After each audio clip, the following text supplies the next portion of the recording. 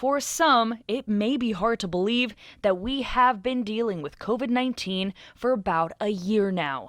But for Dr. Brian Boer, it's not hard to believe at all. He's been on the front lines of this virus for months as medical director of the intensive care unit at Nebraska Medicine.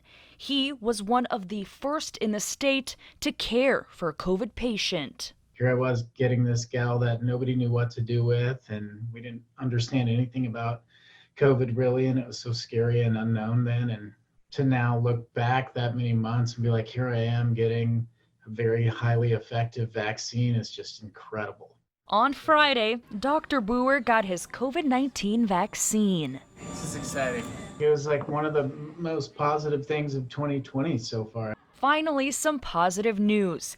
After dealing with the recent COVID-19 spike that shook the healthcare system in Nebraska. It was unnerving because at the rate people were coming in, coupled with what was happening in the community, we're like, we're going to be overrun in a matter of a week here. Things got dark in November.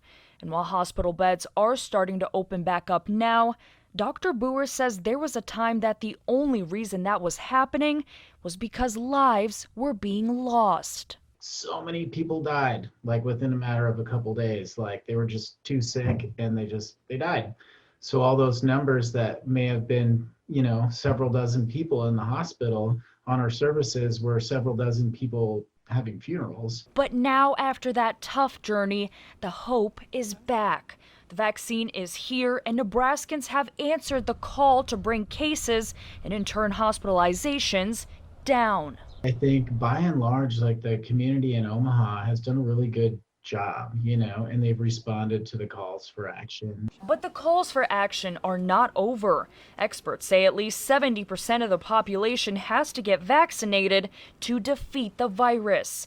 But for now, in this moment, as Dr. Boer gets his vaccination, at least we know those that have been taking care of us are finally getting protected themselves.